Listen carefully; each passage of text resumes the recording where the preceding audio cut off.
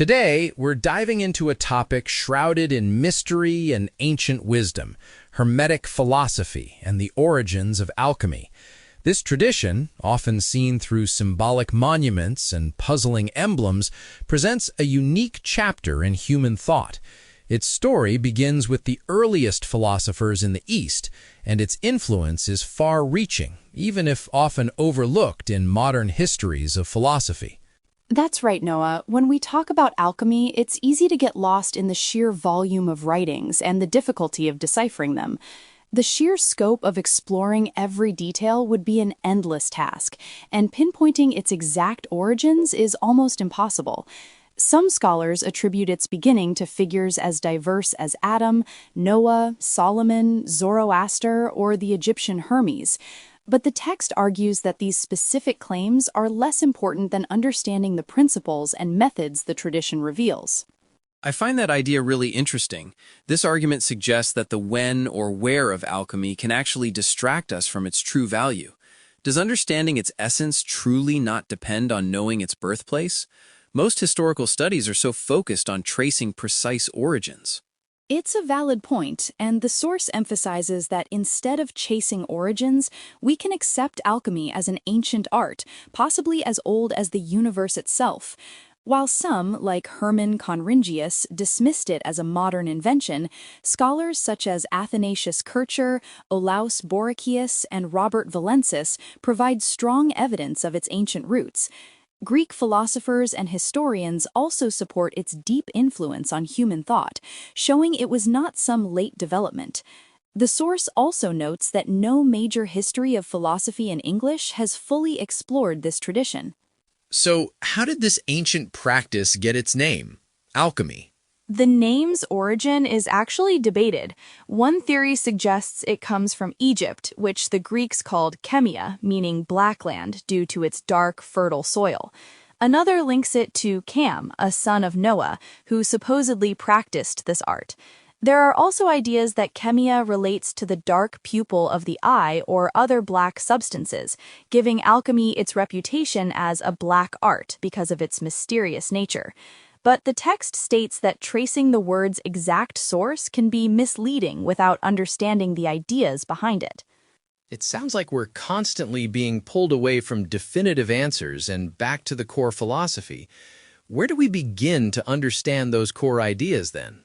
We begin with Hermes Trismegistus. He's a legendary Egyptian king and philosopher said to have lived around 1900 BCE, long before the pharaohs or Moses. He was known as the Thrice Great for his mastery of nature's secrets and discovered how to perfect the three kingdoms, mineral, vegetable, and animal, through their shared essence. He holds a central place in the Hermetic tradition. And what remains of his teachings today, given how ancient that is? Sadly, most of his attributed works were destroyed, notably during Emperor Diocletian's purge around 284 CE, when he burned Egyptian books to stop their use in creating wealth to oppose Rome. However, two crucial texts survived, the Asclepian Dialogues and the Divine Pymander. The Pymander, though short, is remarkable for its eloquent wisdom, flowing from a deep understanding of nature. It's said it could inspire even skeptics to explore beyond doubt, touching on divine human potential and spiritual renewal in ways that surpass many religious texts. These texts were translated into Latin by Marsilio Ficino and into English by Dr. John Everard. That's quite a claim. What about the more practical side of alchemy, the processes and methods? For that, we turn to the Golden Treatise, also attributed to Hermes, which outlines practical methods in 7 chapters. But the most famous text is undoubtedly the Smaragdine Table, or Emerald Tablet. It's a short, enigmatic text said to hold the core of alchemical wisdom. I can share a modern translation of it. Please do. It's often referenced, but rarely explained. The text reads, quote, "It's true, without falsehood, certain and most certain, what is above is like what is below, and what is below is like what is above, to achieve the wonders of the one thing. All things came from one source, through one process, and were shaped from this single essence by adaptation. Its father is the sun, its mother the moon. The wind carries it in its womb, and the earth nurtures it. This is the source of all perfection in the world. Its power is complete when grounded in matter. Gently and wisely separate the earth from the fire, the subtle from the dense. It rises from earth to heaven and descends again, gaining the strength of both realms. Thus you'll hold the world's glory, and all darkness will fade. This is the mightiest force, overcoming every subtle thing and penetrating every solid. This is how the world was created. From this come marvelous transformations, as described here. I am called Hermes Trismegistus, master of the three parts of the world's wisdom. I've said all about the sun's operation." End quote. This table, though brief, is considered a cornerstone of alchemy, capturing its principles in symbolic language. We'll revisit it later to explore its meaning in active and passive forces and the interplay of its celestial symbols. That's incredibly dense. The line, "what is above is like what is below," seems to be the fundamental principle. It sounds like a universal interconnectedness. It is, and it's a central tenet not just of alchemy, but of Hermeticism more broadly. It suggests a mirroring between the macrocosm and microcosm, implying that understanding one can lead to understanding the other. The table describes a process of separation and purification, a cycle of rising and descending to achieve the world's glory and eliminate darkness. It's a symbolic blueprint for both cosmic creation and spiritual or material transformation. So much wisdom, yet the source mentions that most Egyptian records were lost. It's a tragedy when you consider the reputation Egypt had. It truly is. The Smaragdine table is one of the few surviving fragments of Egypt's alchemical tradition. Most records, riddles, fables, and hieroglyphs were lost, leaving only fragments quoted in later works.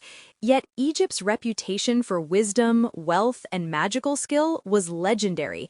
Even after its decline under Persian conquest, when Cambyses burned temples and disrupted its priestly order, historians like Herodotus marveled at its remaining splendor.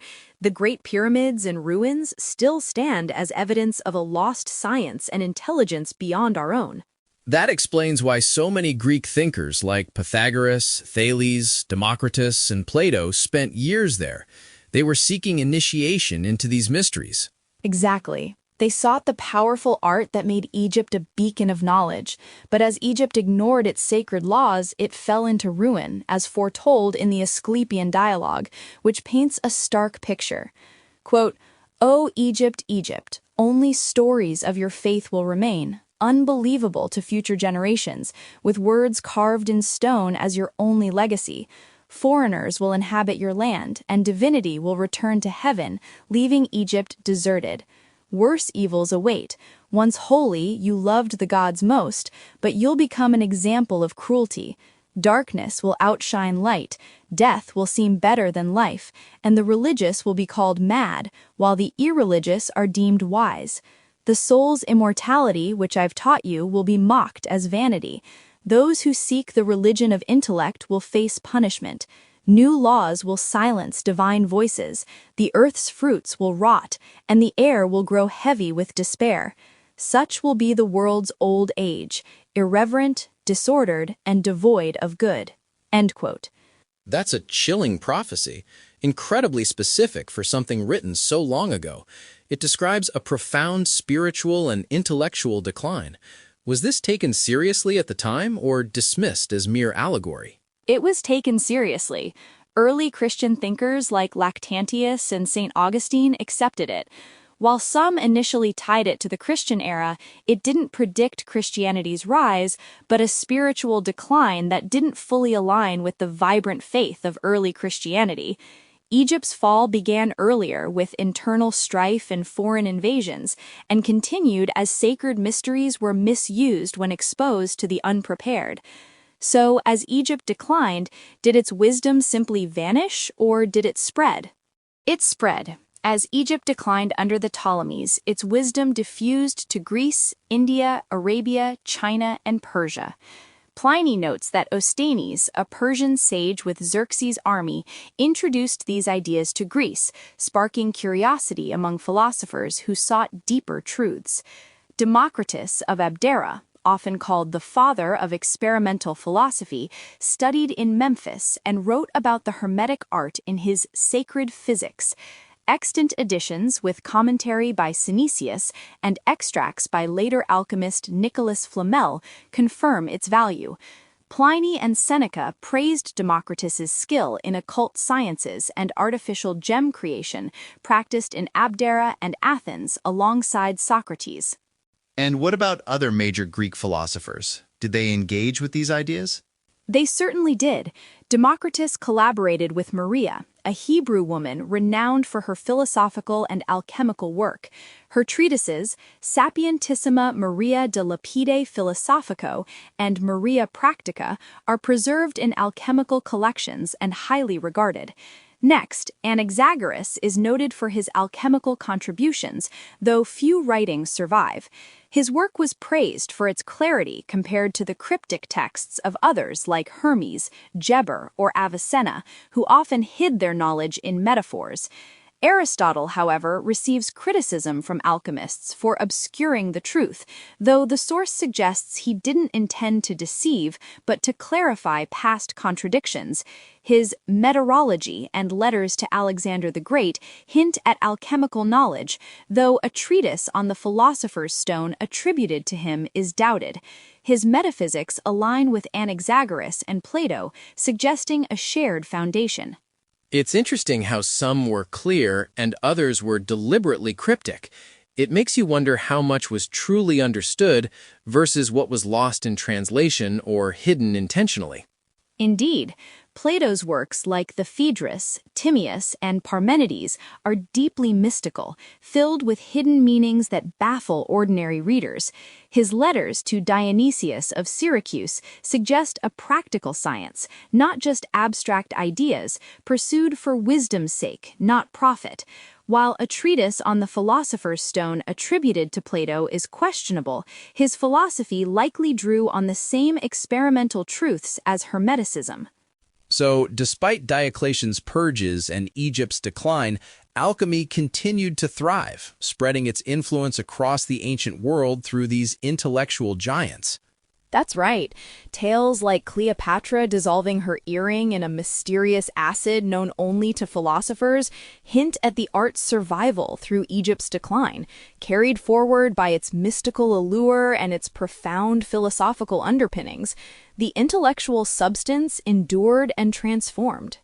Understanding this deep history of Hermetic philosophy and alchemy truly frames our understanding of ancient thought. It shows a continuous thread of inquiry into the nature of reality and transformation. If you found this discussion illuminating, consider sharing this episode with a friend.